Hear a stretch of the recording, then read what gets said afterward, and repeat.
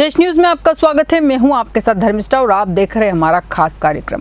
भाजपा के राष्ट्रीय अध्यक्ष को लेकर प्रधानमंत्री नरेंद्र मोदी ने पीएम आवास पर पार्टी नेताओं के साथ अहम बैठक की। सूत्रों के मुताबिक एक हफ्ते के भीतर पार्टी अध्यक्ष के चुनाव की घोषणा भी हो सकती है। बैठक में कर्नाटक, उत्तर प्रदेश, पश्चिम बंगाल और मध्य प्रदेश जैसे राज्यों के अध्यक्षों के नामों पर चर्चा हुई। अगले 2-3 दिनों में करीब आधा दर्जन राज्यों के अध्यक्षों की घोषणा भी हो सकती है। इसके बाद राष्ट्रीय अध्यक्ष की चुनाव प्रक्रिया 20 अप्रैल के बाद कभी भी शुरू हो सकती है। पार्टी के राष्ट्रीय अध्यक्ष का चुनाव जनवरी में होना था, लेकिन अप्रैल आधा बीत जाने के बाद भी नहीं हो सका। जेपी नड्डा जनवरी 2020 से राष्ट्रीय अध्यक्ष के रूप में काम कर रहे हैं। पार्टी संविधान के मुताबिक उनका कार्यकाल जनवरी 2023 में खत्म हो गया, लेकिन लोकसभा चुनाव समेत कई बड़े चुनाव के मद्देनजर उनका कार्यकाल आगे बढ़ा दिया गया। 2019 में अमित शाह के गृह मंत्री बनते ही जेपी नड्डा को बीजेपी का कार्यकारी अध्यक्ष बनाया गया। 6 महीने बाद 20 जनवरी 2020 को वो सर्वसम्मति से राष्ट्रीय अध्यक्ष चुने गए। नड्डा का कार्यकाल जनवरी 2023 में खत्म होना था, लेकिन इसे 2024 लोकसभा चुनाव तक बढ़ा दिया गया। लोकसभा चुनाव के बाद जेपी नड्डा कैबिनेट मंत्री बन गए। फिर महाराष्ट्र, हरियाणा जैसे राज्यों के चुनाव के कारण नए अध्यक्ष का चुनाव लटक गया। बीजेपी के संविधान के मुताबिक राष्ट्रीय अध्यक्ष का चुनाव तभी कराया जा सकता है जब देश के कम से कम आधे राज्यों के प्रदेश अध्यक्षों के चुनाव हो जाएं। बीजेपी के संविधान के मुताबिक कोई व्यक्ति लगातार 2 टर्म के लिए अध्यक्ष चुना जा सकता है, लेकिन रिपोर्ट्स के मुताबिक बीजेपी नड्डा की जगह नया पार्टी अध्यक्ष चुनेगी। भारतीय जनता पार्टी के संविधान और नियम की धारा 19 में अध्यक्ष के चुनाव के प्रावधान किए गए हैं। इसके मुताबिक राष्ट्रीय परिषद और प्रदेश परिषदों के सदस्यों का इलेक्टोरल कॉलेज बनता है। यह इलेक्टोरल कॉलेज राष्ट्रीय अध्यक्ष का चुनाव करता है। चुनाव पार्टी के राष्ट्रीय कार्यकारिणी के बनाए गए नियमों के तहत होता है। चुनाव के लिए नॉमिनेशन फॉर्म भरना होता है। अध्यक्ष बनाने के लिए उम्मीदवारों को जरूरी है कि वो कम से कम 15 साल तक पार्टी का प्राथमिक सदस्य रहा हो। इलेक्टोरल कॉलेज के कम से कम 20 सदस्य उसके प्रस्तावक हो। ये प्रस्ताव कम से कम 5 ऐसे राज्यों से आए जहां राष्ट्रीय परिषद के चुनाव हो चुके हों। प्रस्ताव पर उम्मीदवारों का दस्तखत जरूर हो। नॉमिनेशन के बाद वोटिंग होती है। इसके बाद काउंटिंग के लिए बैलेट बॉक्सेस को दिल्ली लाया जाता है। बीजेपी के संविधान और नियम की धारा 20 के मुताबिक कोई पात्र सदस्य 3-3 साल के लगातार 2 कार्यकाल यानी लगातार कुल 6 साल तक अध्यक्ष रह सकता है। 2025 में बिहार विधानसभा चुनाव, 2026 में पश्चिम बंगाल विधानसभा चुनाव, तमिलनाडु विधानसभा चुनाव, केरल विधानसभा चुनाव, असम विधानसभा चुनाव और 2027 में उत्तर प्रदेश विधानसभा चुनाव, उत्तराखंड विधानसभा चुनाव और पंजाब विधानसभा चुनाव, गोवा विधानसभा चुनाव, मणिपुर विधानसभा चुनाव।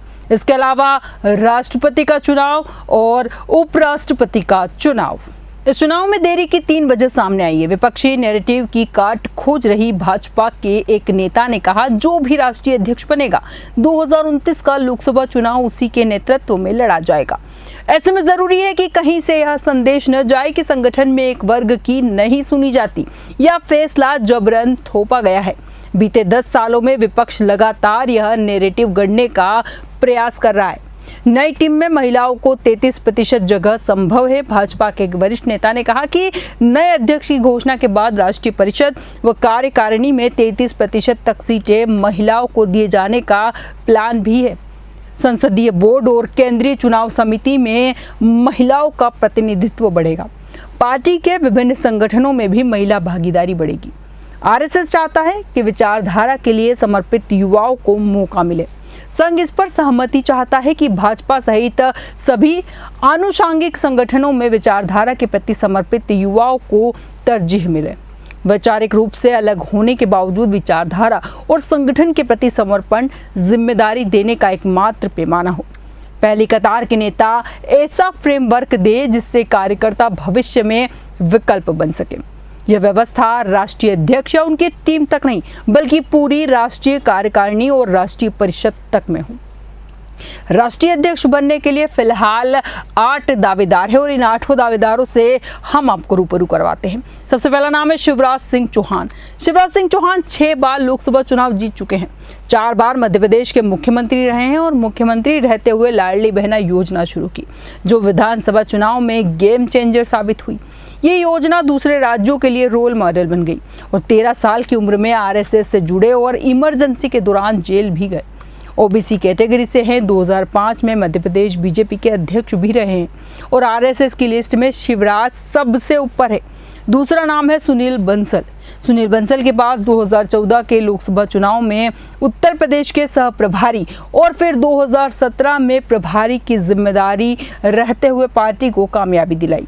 इसके अलावा ओडिशा, बंगाल और तेलंगाना के प्रभारी के रूप में भी इन्हें कामयाबी मिली। ये इनका बड़ा प्लस पॉइंट है। सुनील बंसल को यूपी में बीजेपी का चाणक्य तक कहा गया है।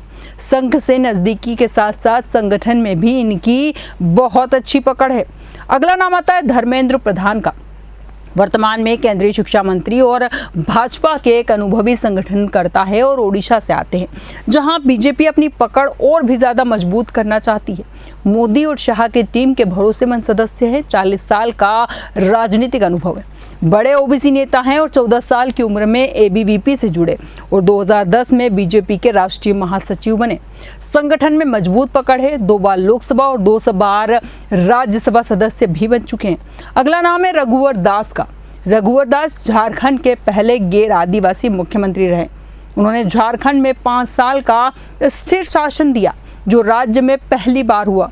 उनकी जमीनी कार्यकर्ताओं और भाजपा संगठन में मजबूत पकड़ है। ओबीसी समुदाय से आने के कारण भाजपा को सामाजिक समीकरण में नई बढ़त मिल सकती है। उनकी वजह से पूर्वोत्तर में भाजपा को विस्तार मिल सकता है। अगला नाम आता है स्मृति ईरानी का। कई अहम मंत्रालय संभालने के साथ प्रशासनिक अनुभव है। पार्टी के लिए मजबूत महिला चेहरा, आरएसएस के साथ अच्छे संबंध और हिंदी बेल्ट के साथ दक्षिण भारत में भी प्रभावी। अगला नाम आता है वांती श्रीनिवासन। वर्तमान में भाजपा महिला मोर्चा की राष्ट्रीय अध्यक्ष है। ऐसे में संगठनात्मक कार्यों में उनका अनुभव है। 1993 में भाजपा से जुड़ी हुई है और तमिलनाडु में कोयम्बटूर दक्षिण सीट से कमल हसन जैसे बड़े नेता को हराया था और तमिलनाडु में भाजपा को मजबूत करने में उनकी महत्वपूर्ण भूमिका है। पति श्रीनिवासन जो है विश्व हिंदू परिषद के प्रदेश मंत्री रह चुके हैं। ऐसे में परिवार संघ और बीजेपी के काफी करीब है। अगला नाम आता है तमिलिसाई सौंदर्यराजन, यानी 1999 से भाजपा से जुड़ी हुई है और राष्ट्रीय सचिव समेत कई महत्वपूर्ण पदों पर कार्य किया है। तमिलनाडु में भाजपा की प्रदेश अध्यक्ष 2014 से 2019 तक रह चुकी है और प्रधानमंत्री नरेंद्र मोदी और गृह मंत्री अमित शाह के करीबी नेताओं में गिनी जाती है। तमिलनाडु में भाजपा को विपक्ष में रहते हुए भी पार्टी के विस्तार में इनका महत्वपूर्ण योगदान रहा है। इसके बाद नाम आता है डी पुरंदेश्वरी। पूर्व मुख्यमंत्री और टीडीपी संस्थापक एनटी रामाराव यानी एनटीआर की बेटी है। उन्होंने पहले कांग्रेस में रहकर केंद्रीय मंत्री के रूप में काम किया, फिर बीजेपी में शामिल हुई। फिलहाल आंध्र प्रदेश भाजपा अध्यक्ष है। इनको राष्ट्रीय अध्यक्ष बनाने से पार्टी को तेलुगु राज्यों यानी आंध्र प्रदेश और तेलंगाना के जनाधार में फायदा मिल सकता है। नए बीजेपी अध्यक्ष के सामने 12 जो हैं अहम चुनाव होंगे। पार्टी के नियम के मुताबिक बीजेपी अध्यक्ष का कार्यकाल 3 साल का होता है। एक व्यक्ति 2 बार से अधिक पार्टी का अध्यक्ष नहीं बन सकता। ऐसे में अब पार्टी के नए अध्यक्ष को 12 अहम चुनाव अपने कार्यकाल में कराने होंगे और अब ये देखना भी दिलचस्प होगा कि जो भारतीय जनता पार्टी है जेपी नड्डा की जगह किसे चुनती है और कौन भाजपा का राष्ट्रीय अध्यक्ष बनता है। हमारे आज के खास कार्यक्रम में इतना ही। बने रहिए देश न्यूज़ के साथ।